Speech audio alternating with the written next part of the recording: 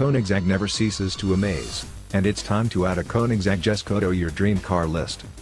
The Koenigsegg Jesko, named after Christian von Koenigsegg's father, was just revealed at the Geneva Motor Show as a replacement for the Agera RS. This isn't just a variation of the Agera, either, it's a totally new car. It's difficult to consider one part of this vehicle the highlight to lead with, since the entire car is filled to the brim with shocking performance technology.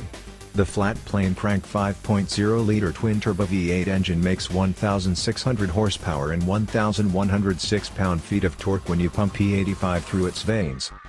Koenigsegg has fitted the Jesko with an air tank and compressor that provide a 20-bar shot of air within the turbocharger system for pre-spooling purposes. Now that's a pretty metal solution to turbo lag.